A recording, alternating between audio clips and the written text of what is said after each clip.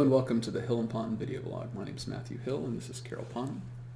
Today we want to talk to you about unemployability or total disability due to unemployability, also known as IU.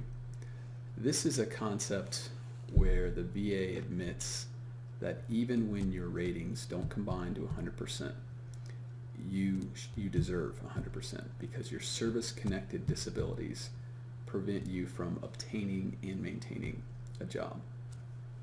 So there are two ways to get unemployability. The first way is if you have a combined rating of 70% or more, or a rating for one disability that's 60%, and you're not working due to those disabilities, then you are eligible for unemployability through the VA. Now, how you get 60% for one disability and then with a 70% disability, there's some more technical rules in that. But just know that those are the overall percentages you need for those two. But once you've got those percentages and you're not working due to that, then you should be applying for unemployability. Unemployability is what I call the backdoor to 100%. We've spoken on this space before about 100% and how hard it is to get all your ratings to combine to be 100. Once you get that magic threshold of 60% for one or 70% for multiple ones, then you have the setup you need, which would boost you to unemployability. And unemployability would give you the same pay as 100%. And if it's permanent total, you'd have all the other benefits you get for 100% permanent total. So it's a really big deal getting to unemployability if you have it. Of course, there's some tricks along the way, and there's ways that the VA can trick you up to not get it. For one, they have a form. It's called 8940. It's the form for unemployability. If you don't fill that out, they won't pay you unemployability. So you got to fill that form out at some time. Now, the way the law works is they still have to recognize that you're eligible for unemployability and develop that claim. But the VA just says they won't pay you without it. So it's important to know that. As far as evidence to prove your claim, we have vets all the time that we might have helped or come to us and have already received an award for their Social Security disability based just on VA disabilities, and they'll say, well, this is easy. I just hand this in. And the VA does all that it can to not use those forms, to not use the recognized Social Security disability due to the VA service-connected disabilities. So that's an important thing to watch out for. You can't rest on that, if you will. You got to continue to develop evidence. And what I mean by develop evidence, the best thing you can do is look to your doctor and say, doctor, would you give me a statement? You know, if you feel that you're not able to work and your doctor supports you, would you give me the statement, doctor, that says it's as likely as not, or more likely than not, that the veteran can't work due to service-connected disabilities. and that's the key, due to your service-connected disabilities. Many times I have veteran after veteran with letters that say, because of my disabilities, because of your disabilities, you can't work. That's not enough. It has to be limited to service-connected disabilities. And like Matt said, the VA is supposed to evaluate your case for 100%. That doesn't mean they do it. And that's why it's really important that you file and ask for this. I want TDIU, total disability due to unemployability, and file the form 8940. You need to do this so that they will do their job. And as far as the form and filing, it's important to understand the VA, and unfortunately a lot of veteran service officers think unemployability its own claim. So it is its own claim. So let me give you an example. I have a veteran that I recently helped get 70% service-connected for PTSD with an initial rating for 70%. Now the veteran filed this claim for PTSD back in 2009. He had veteran service officers telling him, okay, now you need to file a separate claim for unemployability. They wanted him to file a new claim and not an appeal. So he files a new claim for unemployability and they pay him the date of that claim instead of paying him all the way back to 2009. That's over $100,000 the VA gets to keep. That was his.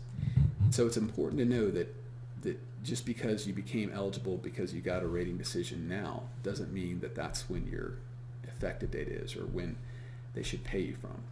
So my advice would be... They could owe you back years and years. We have a number of veterans that have been paid back 20 years. You need to realize that these are possibilities just depending on what happened in your case. And the key is, don't let them fool you and say it's a free claim, because a freestanding claim. By freestanding claiming means you have to ask for 100%. The fact that they gave you 70% and then didn't evaluate you for 100%, they should have done that.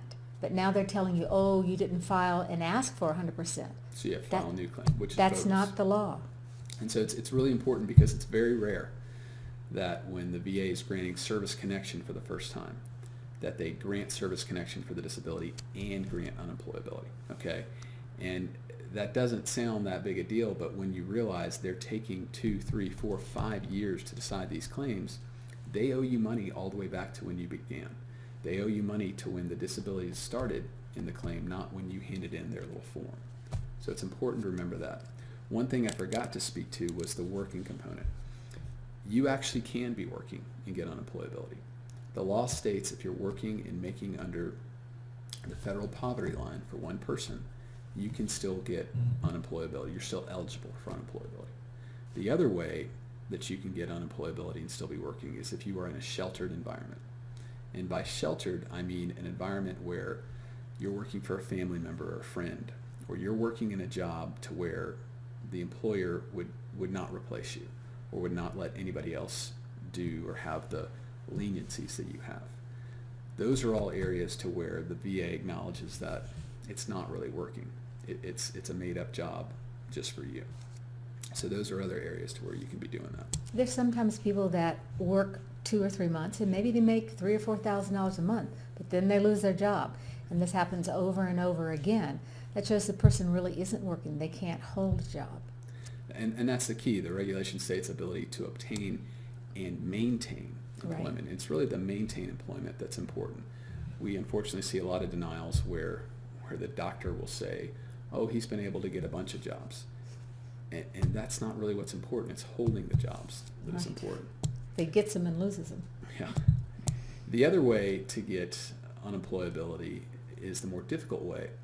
It's if your disabilities do not combine to more than 50%. If you can't get disabilities to that threshold, either of combined 70 or one disability that's 60, then you have to show that those disabilities prevent you from working and get your case sent to the VA central office. This way is more difficult because, again, it's always easier for the VA to deny a claim than grant it. But in this case, the regional office itself cannot grant the claim. So they have to go up through the chain of command in their regional office just to get the case referred to the central office. So let me give you a couple examples of cases where we see this. The first one is migraines. The highest rating you can get for migraines is 50%. And basically the rating for 50% says that the migraines have a severe impact on the veteran's ability to work, severe economic impact on the veteran. Well, the common case I see is where a veteran has multiple migraine headaches a week that cause the veteran to lay down or to be in a dark room. The VA doesn't see how that could prevent someone from working. It's maddening because if you think about it, if somebody's missing work 2 or 3 times a week, or even 1 or 2 times a week, but on a consistent basis, and they can't be there, how can that person maintain a job? But again, since the max rating is only 50%, you have to show that you can't work and then have your case referred out to the VA central office. Right. And so you have to make sure they do. The VA, I don't think I've ever seen them do it voluntarily. So you have to specifically ask that you be considered under, it's a regulation 4.16B. But you may not know that, but that's the way, you don't give that up. 100% is so much more than 50% in terms of money and benefits. And the other case where I see it a lot is back claims. Even though a back can theoretically be rated at 100%, it's extremely rare to see a veteran with a back rating over 40%. But we have plenty of veterans where we've helped them with their Social Security who are granted Social Security disability due to their back with only a 40% rating, but then the VA won't give them more than that. So those again are claims where if you can't work due to your back, and even if the VA is saying there's no way you're going to get more than 40%, you should look for an increased rating there up to the unemployability. And again, this is our blog on unemployability. There are two ways. If you combine to over 60% for one or 70% for two, you just show you're not working, and the regional office itself could grant you the benefits.